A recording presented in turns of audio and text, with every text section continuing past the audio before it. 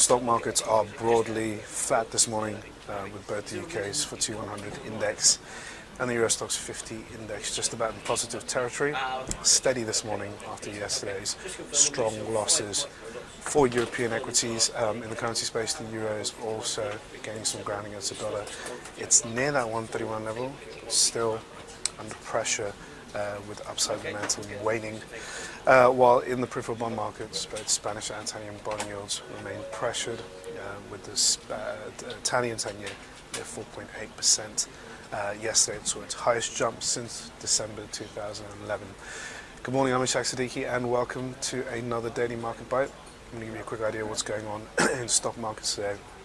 So it is the aftermath of the Italian elections. Investors have had some time to digest the implications of the elections, where we had an inconclusive result with Bersani, the centre-left leader, winning the lower house, whereas Berlusconi and Grillo, the more to the centre-right, gained significant influence, suggesting that Italian voters do not want austerity, and at the same time PM Monti, who employed various austerity measures, his popularity was revealed by Italian voters, showing their rebellion towards his policies. So overall, Italy is in a pretty divided state, and its politicians are also extremely divided on their policies. Now the situation remains fluid.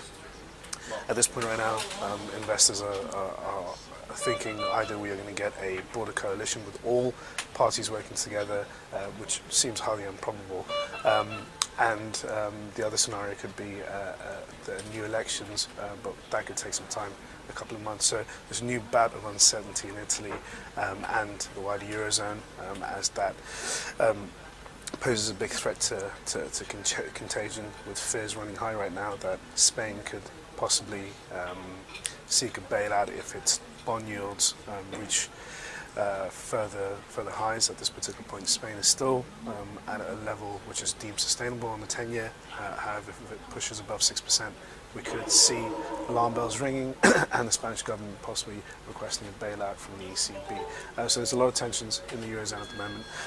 Sentiment remains fragile, and although we're in the positive territory, it's mostly a pickup after yesterday's losses. Traders are using this as an excuse to hunt some bargains, but on the whole, upside momentum does seem to be waning, and we're looking for further clues from Italian leaders to tell us where they're going to go next, to provide some clarity so investors have a better idea of what's going to happen in Italy over the next few months.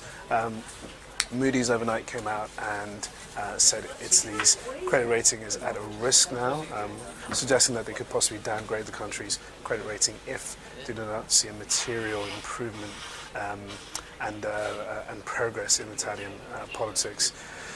And at the same time, there's various commentators casting their opinions on Italy and the worries that it poses to a deeper and prolonged European recession, particularly in Italy. Now, when it comes to what's going on today, we've had UK GDP, which is pretty much in line with expectations, showing a contraction of about 0.3%. Hasn't been revised lower. Again, this comes after Moody's cut the UK's AAA rating by one notch on late Friday last week. A lot of hesitation around the UK, but given Italy's situation at the moment, when you contrast it to the UK is still seen as a much better place. So that isn't a concern for investors now. Really, the big focus is for today and yesterday has been on Ben Bernanke, the Federal Reserve Chairman, who has been giving his semi-annual testimony in Capitol Hill. Now, yesterday he defended his policy measures, suggested that QE is here to stay for a little while longer than markets had originally thought. It went in contrast to his Fed minutes that came out recently, which suggested that the Fed will look to vary the pace of QE, perhaps tempering it or slowing it down. However, he retracted back on that yesterday at the semi-annual testimony, and suggested that he's going to keep a accommodative stance for QE, and that increased monetary stimulus is far more effective and does outweigh the risks of any sort of financial market turbulence on the longer term. So a policy that Bernanke wants to continue until the unemployment rate comes to a level which the Fed deems as sustainable enough to put the US economy on a firmer footing. We've had some good US data as well. We had a strong US housing data yesterday, and we also had a very good consumer confidence report, which instilled a bit of confidence in the US economy. That helped shares in Asia, and that's been the predominant reason why we're firmer in Europe. But again, gains are extremely fragile. And we're going to look at more US data to give us a better idea of where the US is going.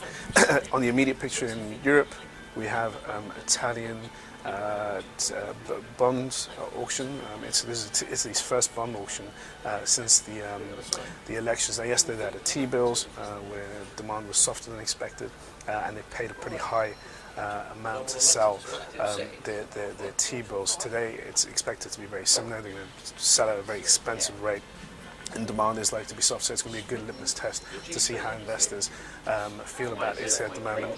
And it seems like they're widely dissatisfied and disappointed with the election results. It is the worst case scenario, and that should be reflected at the bond auction today. So other than that, there's not much else going on. It's likely to be pretty subdued. Market volatility is running high, and volumes may be depressed given the state of affairs in the global economy, and especially the Eurozone, with a lot of people now worried that we may be coming to another crucial point in the Eurozone crisis, where we may see tensions flare up further. So thanks for watching your Daily Market Bite, and tune in tomorrow for another one.